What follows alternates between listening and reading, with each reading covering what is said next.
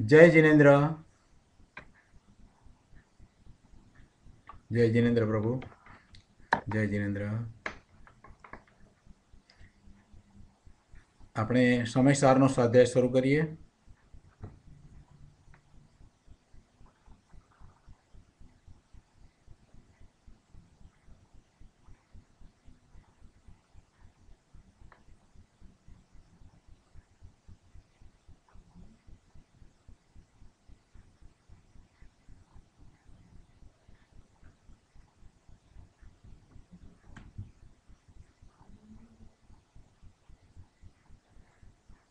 મંગલાચરણ કરી અને સમયસારનો સ્વાધ્યાય શરૂ કરીએ છીએ।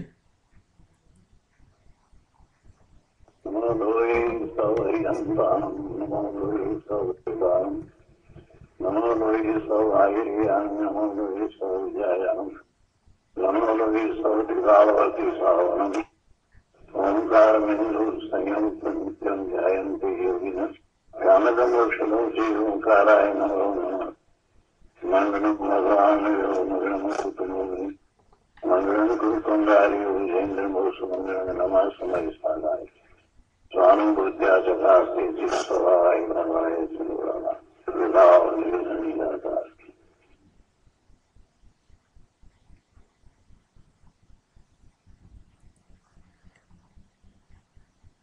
समयसार भगवान कुंदकुंदाचार्य रचित समयसार तथा भगवान अमृतचंद्राचार्य रचित आत्मख्याति टीकाનો સ્વાધ્યાય આપણે કરી રહ્યા છીએ। એમાં પુણ્ય પાપ અધિકારમાં ગાથા 150 સુધી સ્વાધ્યાય કર્યો છે। 150મી ગાથામાં એ વાત આવી કે જે રાગી જીવ છે એ કર્મને બાંધે છે અને જે વૈરાગીને પામેલો જીવ છે એ જ કર્મને છોડે છે। એટલે કે તું એવા રાગમાં પ્રીતિ નહીં કર। કર્મમાં બે પ્રકારના કર્મ કયા? શુભ અને અશુભ ભાવને અનુરૂપ પુણ્ય અને પાપના બંધ કયા? એમાં શુભ કર્મમાં તું પ્રીતિ નહીં કર, એમાં તું રાગ નહીં કર, એમ ઉપદેશ આપ્યો। અને આ ઉપદેશ જિનેશ્વર ભગવાનની વાણીમાંથી આવ્યો, કેમ કે રાગી છે તે જીવ છે તે કર્મ બાંધે છે અને વૈરાગ્યને પામેલો જીવ કર્મથી છૂટે છે। આ તો જિનેશ્વર ભગવાનની વાણીમાંથી આવેલી વાત છે। એટલે અમૃતચંદ્રાચાર્ય ભગવાને એને આગમની વાત તરીકે લઈ અને આપણને ઉપદેશ આપ્યો કે તું હવે રાગથી વિરક્ત થા। હવે આ અર્થનું કળશરૂપ કાવ્ય અમૃતચંદ્રાચાર્ય ભગવાન કહે છે। કળશ 103। કર્મ સર્વમપી સર્વવિદો યદ બંધ સાધનમ ઉષ્ણંત અવિશેષાત તેન સર્વમપી તત્ પ્રતિષિદ્ધમ જ્ઞાન એવં વિહિતમ શિવ હેતુ।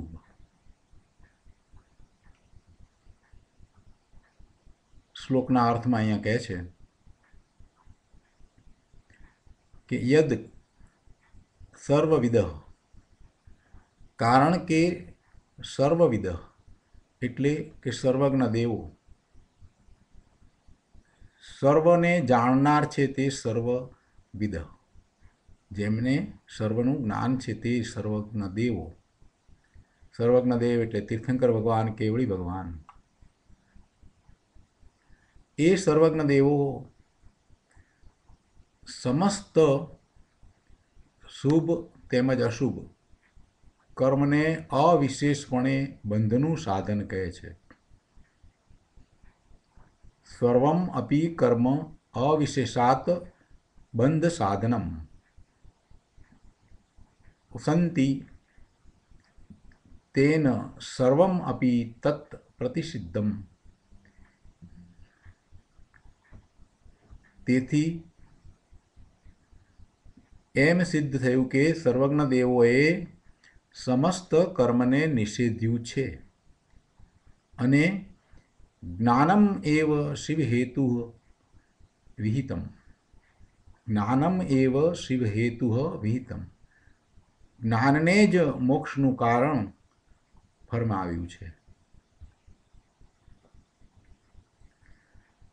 અગાઉની ગાથામાં જે વાત આવી એ ઉપરથી અમૃતચંદ્રાચાર્ય ભગવાન કહે છે કે જિનેશ્વર ભગવાન સર્વજ્ઞ દેવે જ્યારે એમ કહ્યું છે કે શુભ અને અશુભ સમસ્ત બધા જ કર્મને બંધનું કારણ કહ્યું છે. સર્વજ્ઞ દેવોએ બધા જ શુભ અને અશુભ સમસ્ત કર્મને એટલે કાર્યને અને એ સાથે રહેલા શુભ અને શુભ ભાવને કોઈપણ જાતના ફેરફાર વિના, કોઈપણ જાતની તફાવત વિના, બેની વચ્ચે શુભ અને અશુભ વચ્ચે કોઈપણ વિશેષતા વિના બંનેને બંધનું કારણ જ કહ્યું છે. અને જો સર્વજ્ઞ દેવે શુભ અને અશુભ બંનેને કોઈપણ જાતના તફાવત વિના અવિશેષપણે બંધનું કારણ કહ્યું છે તો એનો અર્થ તો એવો થયો કે બધા જ કર્મોને નિષેધવામાં આવ્યા, સમસ્ત કર્મને નિષેધ્યું. સર્વજ્ઞ ભગવાને જ્યારે શુભ અને અશુભ બંને પ્રકારના કર્મને બંધનું કારણ કહ્યું છે તો એનો અર્થ તો એવો થયો કે સર્વજ્ઞ દેવોએ બધા જ કર્મને નિષેધ્યું છે. બધા જ એટલે શુભ અને અશુભ બધા જ કર્મને નિષેધ્યું છે અને બધાને નિષેધ્યું છે અને માત્ર જ્ઞાનને જ મોક્ષનું કારણ ફરમાવ્યું છે. માત્ર જ્ઞાનને જ મોક્ષનું કારણ કહ્યું છે. જ્ઞાન એ જ મોક્ષનું કારણ છે. કોઈ શુભ ભાવ મોક્ષનું કારણ નથી, કોઈ શુભ ભાવ મુક્તિનું કારણ નથી. મુક્તિનું કારણ માત્ર જ્ઞાન જ છે. ભગવાન આત્મા જ્ઞાન સ્વભાવી છે અને એવા જ્ઞાન સ્વભાવી મુક્ત ભગવાન આત્માને બીજું કોણ મુક્ત કરાવે? જે મુક્ત સ્વરૂપ છે એવું એને જ્ઞાન થાય એટલે એ મુક્ત સ્વરૂપ જ પર્યાયમાં પ્રગટ થાય છે. એટલે જ્ઞાન જ ખરેખર મોક્ષનું કારણ છે. ભગવાન આત્મા બંધ સ્વરૂપ છે જ નહીં. શુભ કે અશુભ બેમાંથી એક પણ પ્રકારના બંધને કરવાવાળો ભગવાન આત્મા છે જ નહીં. તે તો માત્ર જ્ઞાન સ્વરૂપ છે, આનંદ સ્વરૂપ છે, સુખ સ્વરૂપ છે. એવા જ્ઞાન સ્વરૂપ, આનંદ સ્વરૂપ ભગવાન આત્માને મુક્તિનું કારણ બીજું કોણ હોય? એનો જ્ઞાન સ્વભાવ હોય એ જ એને મુક્તિનું કારણ હોય, બીજું કંઈ મુક્તિનું કારણ હોય નહીં. એટલે જ્ઞાનને જ મોક્ષનું કારણ ફરમાવ્યું છે. શુભ ભાવ દ્વારા મોક્ષ થાય છે. શુભ ભાવ કરતાં કરતાં શુદ્ધ ભાવ થાય છે. શુભ ભાવ કરતાં કરતાં આગળ વધતા સમ્યક દર્શન થાય છે. આવી ઊંધી માન્યતાઓને કારણે આ જીવને અનાદિથી ભવના ભ્રમણ થયા છે. હવે જો એને ભવના ભ્રમણ ટાળવા હશે તો સાચી શ્રદ્ધા કરવી પડશે અને જેમ છે તેમ પોતાના સ્વરૂપનું જ્ઞાન અને ભાન કરવું પડશે. જ્યાં સુધી હજી એને એમ છે કે શુભભાવ દ્વારા મારા સ્વરૂપની પ્રાપ્તિ થાય, શુભભાવ દ્વારા મુક્ત સ્વરૂપની પ્રાપ્તિ થાય, શુભભાવ દ્વારા મોક્ષની પ્રાપ્તિ થાય, તો એવી ઊંધી માન્યતાને એણે છોડવી જ પડશે. અને નહીં છોડે તો હજી અનંતકાળ સુધી એને ભવના ભ્રમણ થશે, એને રખડવાનું થશે. જે બંધનું કારણ છે એ મુક્તિનું કારણ હોઈ શકે નહીં. આ વાતને એને બરાબર સમજવી પડશે. શુભ હોય કે અશુભ હોય, એ બંધનું જ કારણ હોય, એ મુક્તિનું કારણ હોય જ નહીં. આત્મા જ્ઞાન સ્વભાવી છે, તો એ જ્ઞાન દ્વારા જ પર્યાયમાં પ્રગટ કરી શકાય, બીજો કોઈ માર્ગ નથી. ભગવાન આત્મા અતિન્દ્રિયપણે અનુભવમાં આવે એવો છે, એટલે એને પોતાના જ્ઞાનની પર્યાયમાં જ અનુભવી શકાય, એ સિવાય બીજો કોઈ માર્ગ હોઈ શકે નહીં. શુભ દ્વારા પોતાના સ્વરૂપની પ્રાપ્તિ કરવી, શુભ દ્વારા પોતાને અનુભૂતિ થાય, એવી ઊંધી માન્યતાને લીધે આ જીવ ધર્મના નામે રખડ્યો છે. ધર્મના નામે એને ઊંધી માન્યતાઓ ગ્રહણ કરી છે અને એને રખડવું થયું છે. ગૃહિત મિથ્યાત્વ ધર્મની ઊંધી માન્યતાને લીધે થઈને થાય છે. ગૃહિત મિથ્યાત્વ એટલે જે અનાદિનું અગૃહિત મિથ્યાત્વ લઈને આવ્યો છે, એને ટાળવા માટે જે પ્રયત્ન કરે છે અને ધર્મ માર્ગમાં પ્રવર્તે છે, ત્યાં સાચા ધર્મની, સાચા ગુરુની કે સાચા દેવની શ્રદ્ધા નથી કરતો અને કુગુરુ, કુદેવ અને કુશાસ્ત્રની, કુધર્મની શ્રદ્ધા કરે છે, તો એને ગૃહિત મિથ્યાત્વ થાય છે, જે અનંતાનુબંધીનું કારણ છે. એટલે પરમ સત્યને તો એને સ્વીકારવું જ રહ્યું કે ભગવાન આત્મા જ્ઞાન સ્વરૂપ છે, અને જ્ઞાન સ્વરૂપ છે તો એ જ્ઞાનમાં જ એ પ્રગટ કરી શકાય, એટલે જ્ઞાન જ મોક્ષનું કારણ છે. એ વાતનો તો એને સ્વીકાર કરવો જ રહ્યો. સર્વજ્ઞદેવની વાણીમાં એ વાત આવી કે બધા જ શુભ અને અશુભ કર્મ, શુભ અને અશુભ ભાવ, શુભ અને અશુભ કાર્ય, એ બધું આશ્રવ છે, બંધનું કારણ છે અને ભવ ભ્રમણનું કારણ છે. એટલે એ બધાનો ત્યાગ કરવો જ રહ્યો. એ બધાને છોડીને પોતાના શુદ્ધ સ્વરૂપનું જ્ઞાન કરી, એનું યથાર્થ ભાન કરી અને એવા સ્વરૂપમાં એને સ્થિરતા કરવી, એ જ એકમાત્ર એનું કર્તવ્ય છે. એટલે આચાર્ય ભગવાને પણ અગાઉની ગાથાના અનુસંધાનમાં એમ કહ્યું કે તેથી એમ સિદ્ધ થયું કે સર્વજ્ઞ દેવોએ સમસ્ત કર્મને નિષેધ્યું છે. તેથી એટલે કે અગાઉ જે ગાથામાં જે વાત આવી, સર્વજ્ઞ દેવે જે વાત કરી, જિનેશ્વર ભગવાને જે વાત કરી, એના દ્વારા હવે એ વાત તો સિદ્ધ થઈ ગઈ કે સમસ્ત કર્મ, શુભ કે અશુભ કોઈ પણ કર્મ, બધા જ પ્રકારના કર્મ, સમયે સમયે જેને જે વિકલ્પો થાય છે શુભ અને અશુભ, એની સાથે એવા ભાવ છે અને એ એવા ભાવરૂપે પરિણમન કરે છે, એ બધું જ છોડવા જેવું છે, છોડવા યોગ્ય છે. એટલે એ સમસ્ત કર્મને સર્વજ્ઞ ભગવાને નિષેધ્યું છે. એમ અમૃતચંદ્રાચાર્ય ભગવાને આ કળશમાં કહ્યું અને પછી આગળ વધીને એમ કહ્યું કે જ્ઞાનને જ મોક્ષનું કારણ સર્વજ્ઞ દેવોએ ફરમાવ્યું છે. સમસ્ત કર્મને નિષેધવામાં આવ્યું એટલે કે આત્માએ હવે બીજું કંઈ કરવાનું નથી, એકમાત્ર પોતાના જ્ઞાન સ્વાભાવિક ભગવાન આત્મામાં જ લીનતા, રમણતા અને સ્થિરતા કરવા જેવી છે, બીજું કંઈ કરવા જેવું નથી. કેમ કે ભગવાન આત્મા તો મોક્ષ સ્વભાવિક છે, મુક્ત સ્વભાવિક છે, એ બંધાયેલો છે જ નહીં, એનું તો એવું જ સ્વરૂપ છે અને એવું સ્વરૂપ એને એના જ્ઞાનમાં પ્રગટ છે. એટલે એવા જ્ઞાન દ્વારા એવા આત્માનો અનુભવ કરવો, એ જ એકમાત્ર કર્તવ્ય છે. 103 શ્લોક ઉપર પૂજ્ય ગુરુદેવે જે વિસ્તાર કર્યો છે એને પણ આપણે સમજીએ. પ્રવચન રત્નાકર ભાગ 6, પાના નંબર 69 ઉપર બીજા પેરેગ્રાફમાં ગુરુદેવ કહે છે કે સમસ્ત કર્મ એમ કહ્યું છે ને, સમસ્ત કર્મ એમ કહ્યું છે ને, એટલે કે શુભ અને અશુભ બંને કર્મને સર્વજ્ઞ ભગવાને અવિશેષપણે કોઈ પણ તફાવત વિના, શુભ સારું અને અશુભ ખરાબ એવા કોઈ પણ તફાવત વિના અવિશેષપણે એ બંનેને બંધના કારણ કયા છે.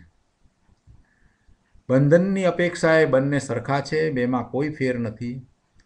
પણ આવી વાત માણસને આકરી પડે છે.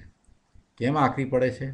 કેમ કે અનાદિને એને શુભનું લક્ષ્ય રહ્યું છે, શુભની રુચિ રહી છે, શુભ દ્વારા એને પુણ્યનો બંધ પડે અને એની ગતિ મનુષ્ય કે દેવની થાય એવી એને ઈચ્છાઓ, આકાંક્ષાઓ અનાદિથી ચાલી આવે છે. એટલે એને હજી શુભ ભાવની રુચિ રહ્યા કરે છે. એટલે એને આવી વાત આકરી પડે છે કે શુભને પણ છોડી અને શુદ્ધ ભાવમાં જવાથી પોતાનું કલ્યાણ છે, આ વાતનો સ્વીકાર કરવો એને અઘરો પડે છે. પણ જેને ધર્મ માર્ગમાં પ્રવેશ કરવો છે એણે સર્વજ્ઞ ભગવાનની વાતને સ્વીકારવી જ રહી.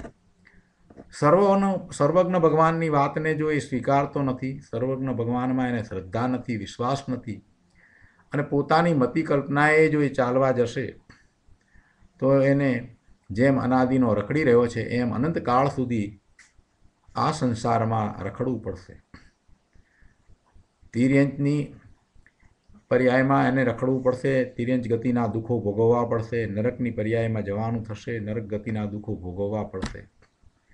અરે એકેન્દ્રીમાં જવાનું થશે અને એ બિચારો અનંતકાળ સુધી દુઃખી થઈ રહેશે. 2 ઇન્દ્રિયથી પંચેન્દ્રિય સંજ્ઞી સુધીનો જે ત્રસ કાળ છે એ 2000 સાગરોપમનો હોય છે અને ત્યાં સુધીમાં જો જીવ સિદ્ધત્વ પ્રગટ નથી કરતો તો એ પાછો ઇતર નિગોદમાં ચાલ્યો જાય છે અને એમાં ઘણો કાળ, અનંત કાળ સુધી એને ઇતર નિગોદમાં રહેવાનું થાય છે. ફરી પાછો ક્યારેય ઇતર નિગોદમાંથી બહાર આવે અને પાછો ત્રસ પર્યાયને પામે. એટલે વર્તમાનમાં એને જે સમજ મળી છે એ સમજમાં એને પોતાની મતિ કલ્પનાએ નહીં ચાલતા સર્વજ્ઞ દેવે જે કહ્યું છે એનો સ્વીકાર કરવો રહ્યો. સર્વજ્ઞ દેવે એમ કહ્યું છે કે શુભ ભાવ કે અશુભ ભાવ બંને બંધના જ કારણ છે અને એ છોડવા લાયક છે એટલે એને નિષેધ્યા છે. બંધનની અપેક્ષાએ બંને સરખા છે, એમાં કોઈ ફેરફાર નથી. એટલે ભાઈ તું હવે શુભ ભાવની રુચિ છોડી દે. બેમાં કંઈ ફેર નથી, બંને બંધના કારણ છે, બંને રખડવાના કારણ છે. તને શુભ ભાવ કરતાં કરતાં ધર્મ થાય એવી જો તારી માન્યતા હોય તો એ માન્યતા પણ તારી બરાબર નથી. કેમ કે વ્યવહાર કરતાં કરતાં નિશ્ચય થશે એવી તારી ઊંધી માન્યતા શાસ્ત્રથી ઊંધી છે, શાસ્ત્રની વાતથી ઊંધી છે, જિનેશ્વર ભગવાનની વાતથી એ વિપરીત છે. તારી એ માન્યતા સર્વજ્ઞની આજ્ઞાની બહાર છે, સર્વજ્ઞની આજ્ઞાથી એ બહાર છે. વ્યવહાર કરતાં નિશ્ચય પ્રગટશે એ સર્વજ્ઞની આજ્ઞા નથી. સર્વજ્ઞ ભગવાનની વાણીમાં એ વાત એવી આવી નથી કે વ્યવહાર કરતાં કરતાં, શુભ ભાવ કરતાં કરતાં શુદ્ધમાં જવાય, એવી વાત સર્વજ્ઞ ભગવાનની વાણીમાં નથી આવી. આચાર્ય અમૃતચંદ્ર દેવ સર્વવિદ શબ્દ મૂકીને સર્વજ્ઞ દેવની સાક્ષી આપે છે કે સર્વવિદ એટલે સર્વજ્ઞ ભગવાને આ વાત કરી છે એમ એમની સાક્ષી આપે છે. એક સમયમાં 3 કાળ 3 લોકને જાણનારું જેનું અનંત જ્ઞાન છે, જેને અનંત આનંદનું વેદન છે અને જેનું અનંત વીર્ય સ્વરૂપની પરિપૂર્ણ રચના કરી રહ્યું છે તે સર્વજ્ઞ દેવ છે. તે તીર્થંકર ભગવાન છે, તે કેવળી ભગવાન છે. કેવળ જ્ઞાન પ્રગટ કર્યું છે, કેવળ દર્શન પ્રગટ કર્યું છે, અનંત ચતુષ્ટય પ્રગટ થયા છે. એવા સર્વજ્ઞ દેવ જ્ઞેય માત્રને જાણે છે તો એમનાથી શું અજાણ્યું હોય? તને કેમ વિશ્વાસ નથી આવતો? સર્વજ્ઞ ભગવાનની વાણીમાં જે આવ્યું છે તે જ પરમ સત્ય છે, બીજું બધું છોડી દે. એકમાત્ર સર્વજ્ઞ ભગવાનની આજ્ઞાને તું માન અને સર્વજ્ઞ ભગવાનની આજ્ઞાને જે માને છે એને તો સમજ છે કે આ શુભ ને અશુભ ભાવ બંને ભાવ બંધનું કારણ છે અને એ ભવ ભ્રમણનું કારણ છે. આવા સર્વજ્ઞ દેવ પુણ્ય પાપના બંને ભાવને અવિશેષપણે બંધના સાધન કહે છે.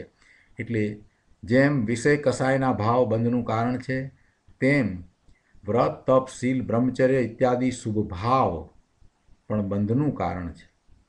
જો વ્રત તપ શીલ બ્રહ્મચર્ય આદિના ભાવ જીવ કરે છે, ખરેખર તો વ્રતની અંદર જે કંઈ ક્રિયા થાય છે એ આત્માની ક્રિયા નથી થતી.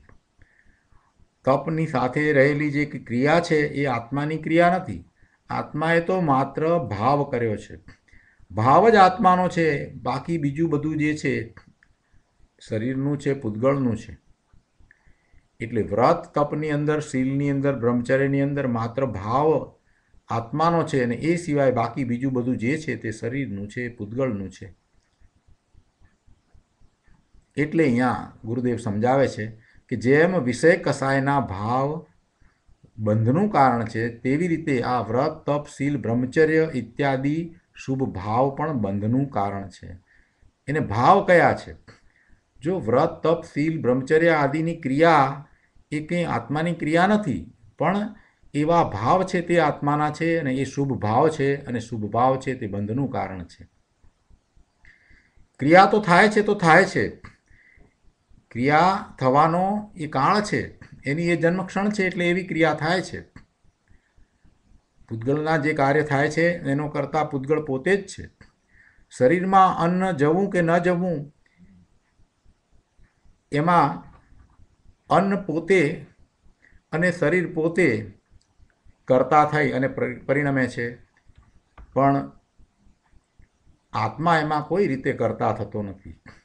અન્નના પરમાણુની જે ગતિ થવી એ અન્નના પરમાણુનું કાર્ય છે. એ પરમાણુ પોતે, અન્નના પરમાણુ પોતે એ રીતે પરિણમે છે, એ જ કરતા થઈ અને એ રીતે પરિણમે છે. અને એ વખતે શરીરની જે દશા થવી, એનો સ્વાદ વગેરે જે આવવો, એ બધું શરીરનું કામ છે, એ પણ પૂતગળનું કામ છે.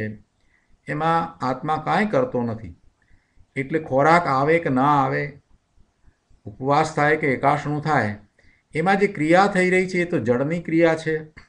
એ સાથે આત્માને કોઈ સંબંધ નથી. માત્ર આત્મા ભાવ કરે છે, ઉપવાસનો ભાવ કરે કે એકાશણાનો ભાવ કરે છે. એ જ રીતે તપ શીલ બ્રહ્મચર્યને માટે પણ સમજવું કે જે ક્રિયા થઈ રહી છે એ જળમાં થઈ રહી છે, પણ ભાવ છે તે જીવના છે અને એ ભાવ શુભ ભાવ છે. એ પુણ્ય બંધનું કારણ છે. શુભ ભાવ છે તો આશ્રવ પણ એમ થાય છે અને એવો ભાવબંધ પણ એ જ પ્રકારે થાય છે. પુણ્યનો બંધ પડે છે અને પુણ્યનો બંધ પડે છે તો પછી એને એ ભોગવવો પણ પડે છે. એટલે કે ભવના ભ્રમણ પણ એને થાય છે. એ માટે બીજો ભવ પણ થાય છે. એટલે આ શુભ હોય કે અશુભ ભાવ, બંને ભાવ એ બંધનું કારણ છે, કેમ કે બંને કર્મ ચેતના છે. હવે કહે છે કે તેથી એમ સિદ્ધ થયું કે સર્વજ્ઞ દેવોએ સમસ્ત કર્મને નિષેધ્યું છે. સર્વમ અપિ તત્ પ્રતિસિદ્ધમ. સર્વમ અપિ તત્ પ્રતિસિદ્ધમ. સમસ્ત કર્મને નિષેધ્યું છે અને જ્ઞાનમ એવ શિવ હેતુ વિહિતમ. જ્ઞાનમ એવ શિવ હેતુ વિહિતમ. જ્ઞાનને જ મોક્ષનું કારણ કહ્યું છે, મોક્ષનું કારણ ફરમાવ્યું છે.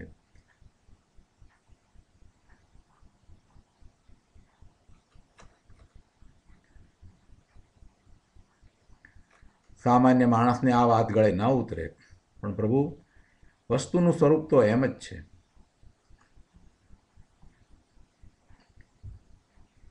ચોથા પદમાં આ વાત કરી, જ્ઞાનમ એવ વિહિતમ શિવ હેતુ. એને વિશે આગળ વાત કરતા ગુરુદેવ કહે છે કે જ્ઞાનને જ, એટલે કે જ્ઞાન સ્વરૂપી ભગવાન જ્ઞાયકને જ મોક્ષનો હેતુ કયો છે. જ્ઞાન કહેતા ભગવાન આત્મા જે જ્ઞાન સ્વભાવી છે, જ્ઞાન સ્વરૂપી છે, એને જ મોક્ષનો હેતુ કયો છે. આત્મા મુક્ત સ્વરૂપ જ છે, મોક્ષ સ્વભાવી જ છે, એ જ્ઞાન સ્વરૂપ છે, એટલે એ મુક્તિ બહારથી લેવા જવી પડે એમ છે જ નહીં. એ મુક્તિ પ્રાપ્ત કરવા માટે બીજાની અપેક્ષા હોય એમ બને જ નહીં. પોતે મુક્ત સ્વરૂપ છે, એને બીજો ક્યાંથી મુક્ત કરાવવાનો હતો? પોતે મુક્ત છે એવું એને જ્ઞાન થાય, એવું ભાન થાય, એવો અનુભવ થાય એટલે એ મુક્ત જ છે. મુક્ત તો ત્રિકાળ છે, ત્રણેય કાળે એ મુક્ત જ છે, પણ એવું એને લક્ષ કર્યું નથી, એવો અનુભવ કર્યો નથી, એટલે એને એનું પોતાનું મુક્ત સ્વરૂપ દેખાતું નથી. એટલે એ બિચારો અજ્ઞાનવશ, મોહને વશ પોતે બંધ સ્વરૂપ છે એમ માને છે. જો એને જ્ઞાન થાય તો એને ખ્યાલ આવે કે પોતે મુક્ત સ્વરૂપ જ છે, એ બંધાયેલો છે જ નહીં. એ બંધ સ્વરૂપ ક્યારેય હતો નહીં અને ક્યારેય હોઈ શકે નહીં. ભગવાન આત્મા તો ત્રિકાળ મુક્ત સ્વરૂપ જ છે. માત્ર એ જ્ઞાનના પ્રકાશમાં એને પોતાનું મુક્ત સ્વરૂપ જણાય, એ સિવાય બીજો કોઈ માર્ગ નથી. એ જ્ઞાનના પ્રકાશમાં એક વખત એને મુક્ત સ્વરૂપનો અનુભવ થાય છે અને એમાંથી આવતા અલૌકિક આનંદનું વેદન એ અનુભવે છે. પછી એ એવા મુક્ત સ્વરૂપને પર્યાયમાં પૂર્ણતાએ પ્રગટ કરવાનો પુરુષાર્થ એને આપોઆપ શરૂ થઈ જાય છે. એટલે માત્ર એક જ કરવાનું કાર્ય છે કે જ્ઞાન દ્વારા એવા મુક્ત સ્વરૂપનો અનુભવ કરવો, સમ્યક દર્શન કરવું, સમ્યક જ્ઞાન કરવું.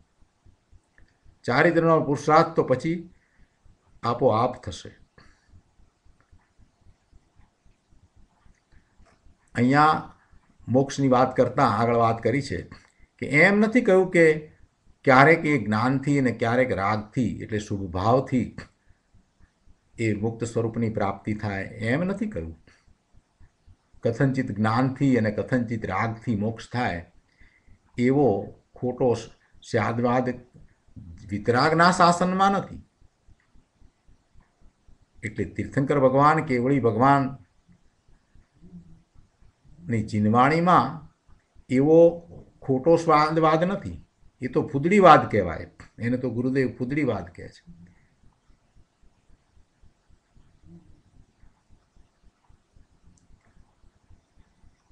આગળ ગુરુદેવ સમજાવે છે કે તારા જ્ઞાન સ્વરૂપમાં પુણ્ય પાપના વિકલ્પનો અભાવ છે. જરાક વિચાર કર કે જ્ઞાન સ્વભાવી ભગવાન આત્મામાં એવા પુણ્ય પાપના વિકલ્પનો જ અભાવ છે.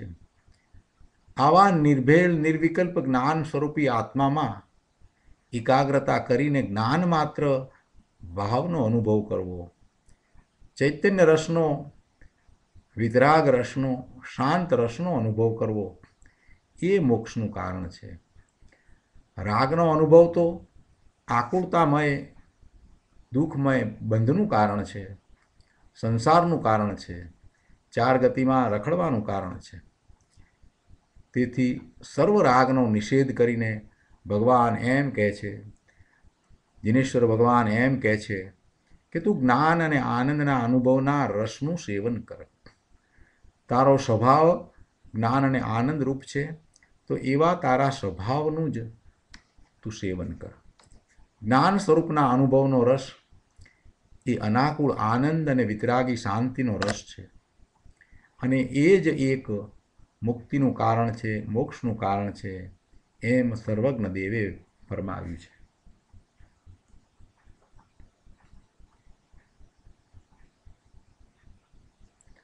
આગળ પણ કહે છે કે જ્ઞાનમ એવ, એમ કહ્યું ને, એ વર્તમાન પર્યાયની શુદ્ધ રત્નત્રય રૂપ પર્યાયની વાત છે. ભગવાન આત્મા ત્રિકાળી ધ્રુવ જ્ઞાન સ્વભાવી વસ્તુ છે. ત્રણેય કાળ એ એક સરખો જ રહે છે. જ્ઞાન સ્વભાવી ધ્રુવ જે બદલાતું નથી એવું એ દ્રવ્ય છે. બદલાય છે એ તો પર્યાય છે, બદલાય છે એ તો દશા છે. બદલાવ છે એ તો ક્ષણિક છે, પરંતુ જે બદલાતું નથી, જે કાયમ એક સરખું રહે છે, તે ધ્રુવ, એ દ્રવ્ય, એ જ્ઞાન સ્વભાવી વસ્તુ છે. ત્રણેય કાળ એ એક સરખું રહેવાવાળું એ તત્વ છે અને એમાં એકાગ્રતા કરવી. જે બદલાતું નથી એમાં એકાગ્રતા કરવી. બદલાય છે પર્યાયનું લક્ષ્ય નહીં કરવું, પર્યાયમાં એકાગ્રતા થાય નહીં. પર્યાયના લક્ષ્ય ધર્મ નથી થતો, દ્રવ્યના લક્ષ્ય ધર્મ થાય છે. પર્યાયના લક્ષ્ય સ્વાનુભૂતિ નથી થતી, પણ ધ્રુવના લક્ષ્ય સ્વાનુભૂતિ થાય છે. પોતાના જ્ઞાન દર્શનના ઉપયોગને ધ્રુવ તરફ ઢાળી દેતા એનો અનુભવ થાય છે. એવી એકાગ્રતા કરવી અને એમ એને જે જ્ઞાન થાય છે એમાં એને પોતાનો મુક્ત સ્વભાવ અનુભવમાં આવે છે, ખ્યાલમાં આવે છે, જણાય છે. એટલે એ જ જે જ્ઞાન છે તે જ ખરેખર મુક્તિનું કારણ છે. અશુભની જેમ શુભને પણ ભગવાને ધર્મના કારણ તરીકે નિષેધ્યો છે.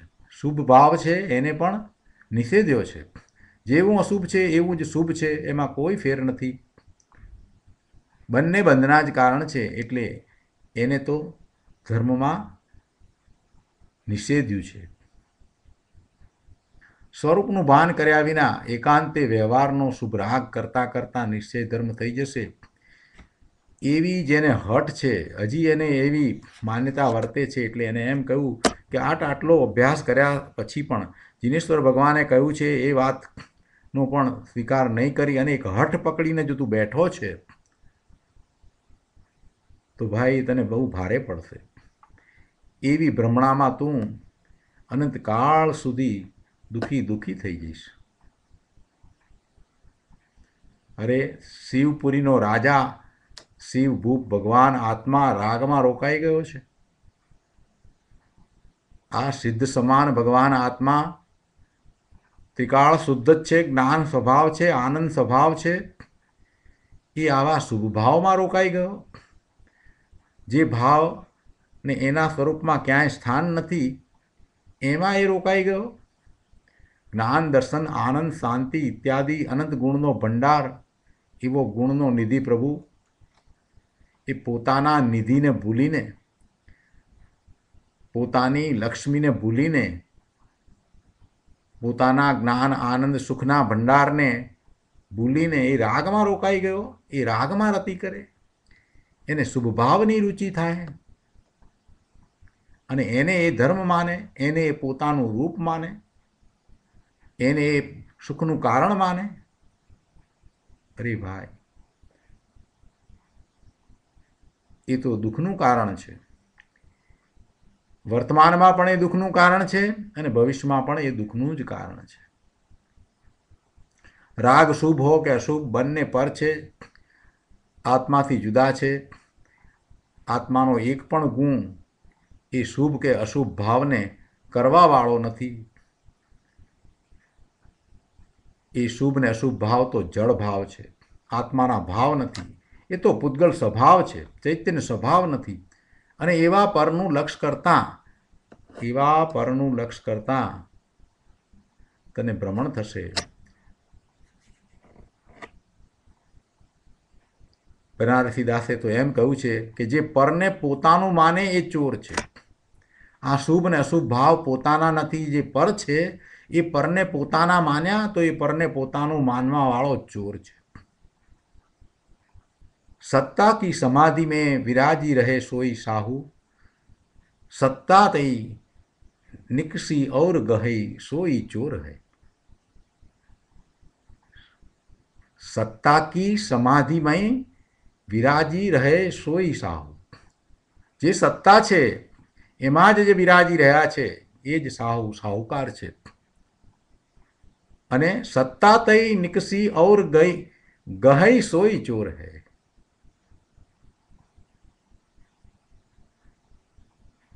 બીજાની સત્તાને જે ગ્રહે છે એટલે કે પરને પોતાના માને છે એ ચોર છે.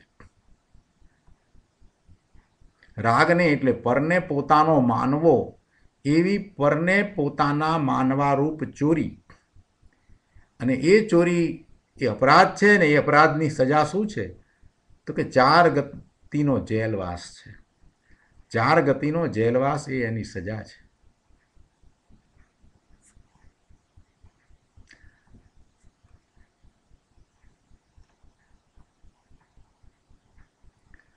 આવો માર્ગ ત્રણ લોકના નાથ સર્વજ્ઞ દેવે ફરમાવ્યો છે અને એ જ માર્ગ દિગંબર આચાર્યોએ અને મુનિવરોએ અહીં પ્રસિદ્ધ કર્યો છે.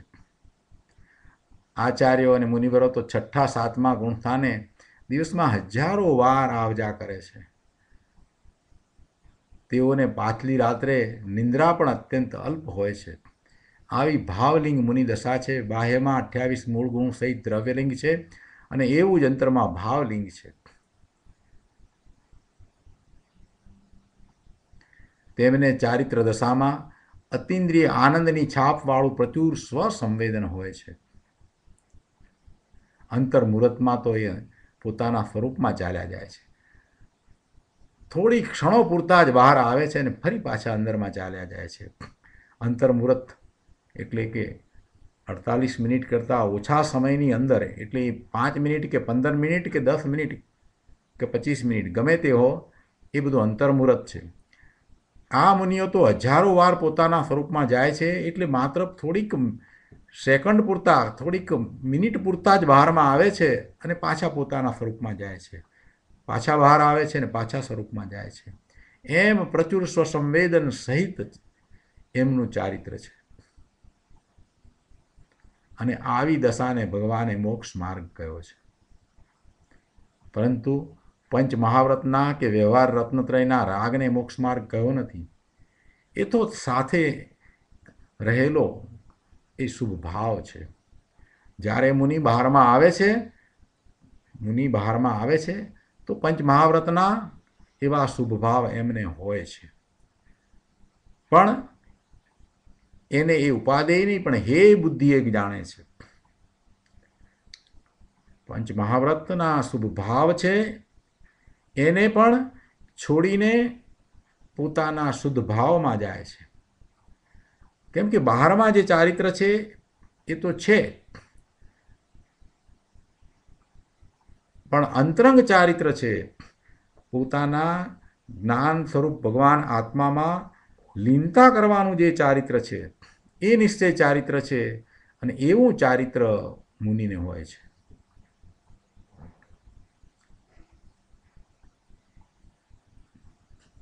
એટલે અહીંયા કહે છે કે કથનચિત જ્ઞાનથી એટલે કે શુદ્ધ રત્નત્રયથી અને કથનચિત શુભરાગથી એટલે વ્યવહાર રત્નત્રયથી મોક્ષ માર્ગ થાય એમ ભગવાને કહ્યું નથી. કોઈ એમ માનતું હોય તો એ મિથ્યાત્વ છે. મોક્ષ માર્ગ તો શુદ્ધ રત્નત્રયથી જ છે. જ્ઞાન જ એક મોક્ષનો હેતુ કયો છે. જ્ઞાન જ મોક્ષનું કારણ છે. જ્ઞાન એટલે અહીં ત્રિકાળી જ્ઞાનની દ્રવ્ય સ્વભાવની વાત નથી, પણ એ ત્રિકાળી દ્રવ્ય સ્વભાવમાં એકાગ્રતા કરતાં પ્રગટ થતી શુદ્ધ રત્નત્રય રૂપ ચૈતન્યની પરિણતિને અહીં મોક્ષનું સાધન કહ્યું છે. જ્ઞાનમ એવનો અર્થ એવો થાય છે.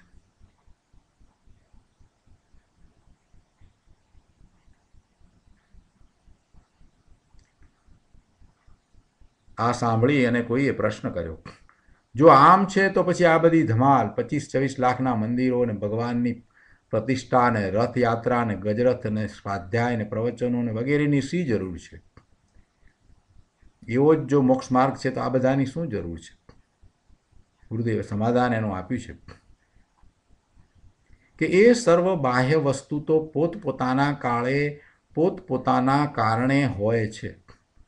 પોતપોતાના કાળે અને પોતપોતાના કારણે. જે પૂતગળ છે એનું પરિણમન એના પોતાના કારણે થાય છે, અને જે પરિણમન થાય ને જે પર્યાય થઈ એ એનો સ્વકાળ છે. એટલે કે એ કાળે એવી જ પર્યાય થવાની હતી માટે થઈ. ફરીથી આ વાત બેસાડવી પડશે. જ્યાં સુધી આ વાત નહીં બેસે ત્યાં સુધી બધું નકામું છે. કે પૂતગળના પરિણમન જે થાય છે એ એના પોતાના કારણે થાય છે, અને એનો કરતાં પૂતગળ પોતે જ છે. એ પૂતગળ દ્રવ્યનું પરિણમન છે. એ સ્વયં પૂતગળ દ્રવ્ય પોતે કરતા થઈને એ પરિણમન કરે છે, અને જે પર્યાય થાય છે, જે નવી સ્થિતિ સર્જાય છે, જે નવી દશા ઉદ્ભવે છે, જે પર્યાય છે, એ પર્યાય તે વખતે તેવી થવાનો એ એનો કાળ છે. એ કાળને એનો એ પર્યાયનો સ્વકાળ કહેવાય, અથવા તો એની જન્મક્ષણ કહેવાય. એને કરનારો કોઈ બીજો નથી, એને કરનારો કોઈ જીવ નથી, કોઈ આત્મા નથી. એટલે આ બધું મંદિર થવા અને આ રથયાત્રા અને ગજરથને આ બધામાં જે બીજા દ્રવ્યો છે એ બધાના પરિણમન થઈ રહ્યા છે, તો એ થઈ રહ્યા છે, અને એના કાર્યો એ રીતે થાય છે. ગજ એટલે હાથી, હાથીનું પરિણમન થાય છે, તો હાથીનો એમાં એવો ભાવ છે અથવા નથી, ચાલવાનો ભાવ હાથીનો છે અથવા નથી, પણ હાથીના શરીરનું એ વખતે એમ જ પરિણમન થવું એટલે એ થાય છે. એમાં હાથીની ઈચ્છા હોય કે ન હોય, પણ હાથીના શરીરનું એ રીતે જ ચાલવું થવું, એ હાથીનું શરીર જે પૂતગળ છે એનું એમ થવાનું છે તો થાય છે. એ રથની એ જ રીતે દશા થવાની છે તો થાય છે. આ વાતને બરાબર સમજવી પડશે, કેમ કે દરેક દ્રવ્ય એક દ્રવ્યને લેવાનું છે, એક દ્રવ્યનો વિચાર કરવાનો છે. દરેક દ્રવ્યની વાત છે. દરેક દ્રવ્યને પોતાનું સ્વયં પોતાના કારણે પરિણમન છે, અને એવા પરિણમનનો એ પોતે દ્રવ્ય કરતા છે. અને જે પરિણામ થાય છે એ પરિણામ એ દ્રવ્યથી જુદા નથી. પરિણામી દ્રવ્યથી એ પરિણામ જુદા નથી. અને જે પર્યાય જે કાળે થઈ એ એનો સ્વકાળ છે, એ એની જન્મક્ષણ છે. માટે એને કરનારો કોઈ બીજો આત્મા નથી. આ વાત જેને બેસશે એને જ આગળ વાત ધર્મની વાત સમજણ પડશે. બાકી તો બધું થોથા છે. આ વાતનું એને ખૂબ વિચાર કરવાનો છે, મનન મંથન ચિંતન કરવાનું છે, અને ખૂબ ઝીણવટથી વિચાર કરી અને એ વાતને એને બેસાડવાની છે. એના વિના બીજો કોઈ શોર્ટકટ નથી, બીજો કોઈ માર્ગ નથી. આજે સમજે તો આજે, કાલે સમજે તો કાલે, પણ છેવટે તો આ જ વાત સમજવાની છે. એ જ જિનેશ્વર ભગવાનની વાણીમાંથી વાત આવી છે. દ્રવ્યોની સ્વતંત્રતા, દ્રવ્યોના પરિણમનની સ્વતંત્રતા, આ વાત જેને બેઠી છે એ જ પોતે અકર્તા ભાવને સાચા અર્થમાં સમજી અને પોતાના સ્વરૂપ ભણી જશે. બીજો તો હજી પરમાં કરવાની બુદ્ધિમાં બહારમાં ને બહારમાં જ રહ્યો છે, ને બહારમાં ને બહારમાં જ રખડશે. જેને અકર્તા ભાવ આવ્યો છે એ જ પોતે પોતાના સ્વરૂપ તરફ વળે છે. જેને અકર્તા ભાવ નથી આવ્યો, પરમાં કરવાની બુદ્ધિ હજી પડી છે, એ તો બહારમાં જ રહેશે, બહારમાં જ રખડવાનો છે. બહુ સરસ સમાધાન આપ્યું છે ભાઈ, સમજવા જેવું છે. શું કહે છે ગુરુદેવ કે એ સર્વ બાહ્ય વસ્તુ તો પોતપોતાના કાળે પોતપોતાના કારણે હોય છે. મંદિર, પ્રતિષ્ઠા ઇત્યાદિ શું જીવ કરે છે? આત્મા કરે છે? ના, જીવને તો તે કાળે તેવો શુભરાગ હોય છે, હોય એવો શુભરાગ આવે. મંદિરમાં પ્રતિમાની પ્રતિષ્ઠાનો ભાવ એને આવે, એવો શુભરાગ આવે. અને એવો શુભરાગ આવે તો એ પુણ્યબંધનું કારણ પણ થાય, પણ એ ધર્મ નથી. અને સમ્યક દ્રષ્ટિ જ્ઞાની તો એને જાણે છે કે એ દ્વારા મને કોઈ શુદ્ધિની પ્રાપ્તિ થતી નથી, મારી શુદ્ધિમાં વૃદ્ધિની પ્રાપ્તિ થતી નથી, મને એવા શુદ્ધ સ્વરૂપની પ્રાપ્તિ નથી. એ માત્ર બંધનું કારણ છે, એ માત્ર રોકાવાનું કારણ છે, અટકવાનું કારણ છે. શુભરાગ છે એ પુણ્યબંધનું કારણ છે, ધર્મ નહીં. એ શુભરાગ કાંઈ મોક્ષનું સાધન નથી.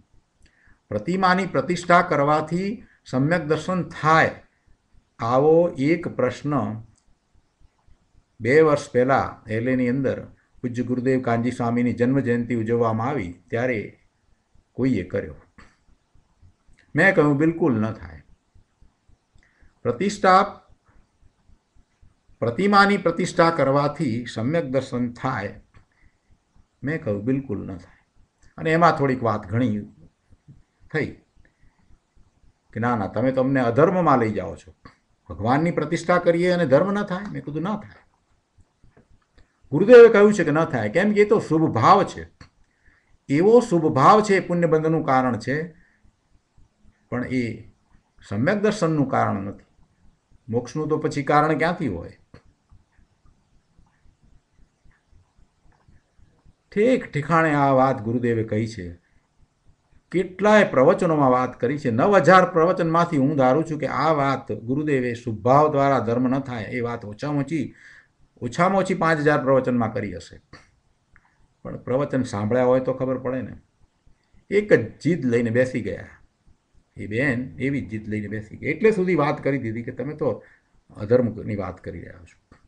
અને બીજા પાસેથી એમને જેવું જોઈતું હતું એવો જવાબ કે કોઈકે આપી દીધો કે હા કરવું, એમાં કંઈ એનાથી થાય, એમ ધીરે ધીરે થાય.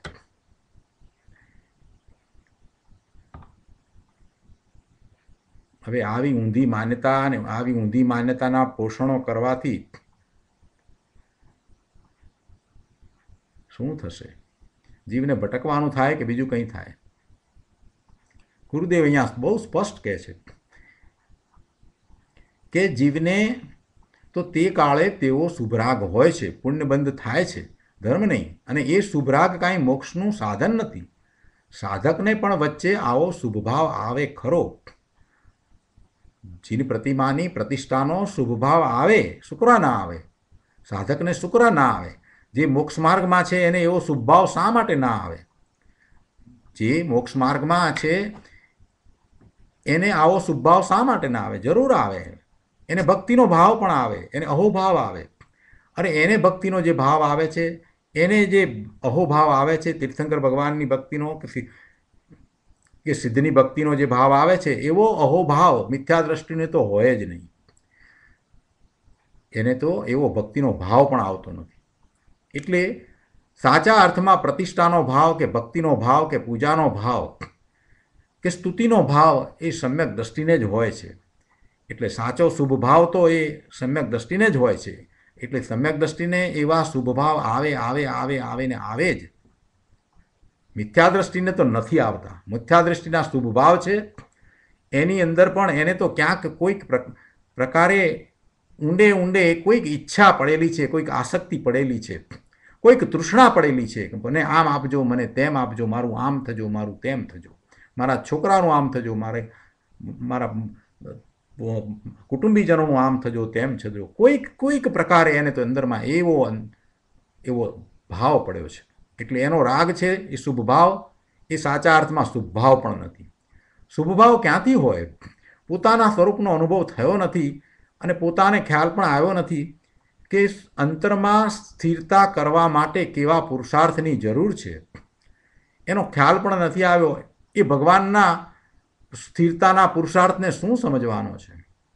ભગવાને પોતે પોતાના સ્વરૂપમાં જે સ્થિરતા કરી છે અને એ જે પુરુષાર્થ કર્યો છે, એ પુરુષાર્થને એ શું સમજવાનો છે જે પોતાના સ્વરૂપમાં જ ગયો નથી?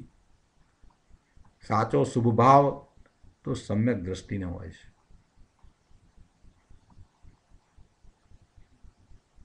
એટલે એવા શુભ ભાવ હોય, મુનિઓને પણ હોય, જ્ઞાનીઓને પણ હોય. પણ એ બંધનું જ કારણ છે. એ કાંઈ ધર્મનું સાધન નથી. પણ ઉપચારથી, વ્યવહારથી એને ધર્મનું સાધન કહેવામાં આવ્યું હોય, કોઈક અપેક્ષાથી ક્યાંક, નિશ્ચયથી તો બિલકુલ નહીં. એને ઉપચારથી ક્યાંક કહેવામાં આવ્યું હોય. એ સાથે રહેલું સહચર છે એમ કહેવામાં આવ્યું હોય. અથવા તો એ મોક્ષ માર્ગની સાથે આવો વ્યવહાર માર્ગ છે એમ કહેવામાં આવ્યું હોય. પણ નિશ્ચય વિનાનો વ્યવહાર પણ ખોટો છે. નિશ્ચય છે તો વ્યવહાર સાચો છે. શુભાશુભ ભાવ છે એ તો રાગ છે, એ તો રોગ છે, આકુળતા છે, બંધનું કારણ છે, દુઃખનું કારણ છે, એ ભટકવાનું કારણ છે. એ મોક્ષનું કારણ નથી. બંધનું કારણ હોય એ મુક્તિનું કારણ હોઈ શકે જ નહીં. નિર્મળાનંદનો નાથ શુદ્ધ સચ્ચિદાનંદ સ્વરૂપ પ્રભુ ભગવાન આત્મા ત્રિકાળ છે. એમાં એકાગ્રત થતાં શુદ્ધ ચૈતન્યની જે નિર્મળ પરિણતિ થાય તે જ્ઞાન જ મોક્ષનું કારણ છે એમ કહ્યું છે. શબ્દ પડ્યો છે ને, વિહિતમ. વિહિતમ એટલે એ જ વિધિ છે, એ જ માર્ગ છે. ગુરુદેવ કહે છે કે ભાઈ આચાર્યના આવા શબ્દોને સમજે તો ન્યાલ થઈ જાય. તો આજનો સ્વાધ્યાય આપણે અહીંયા સુધી રાખીએ છીએ.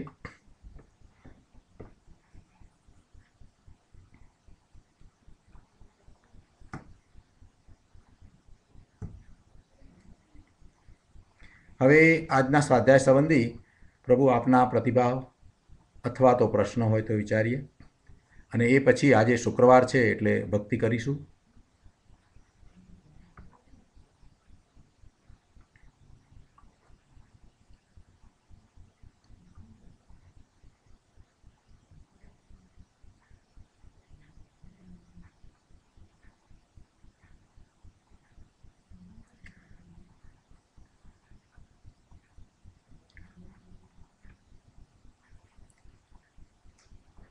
પ્રશ્ન અથવા પ્રતિભાવ ન હોય તો પછી આપણે ભક્તિ કરીએ. કલ્પનાબેન.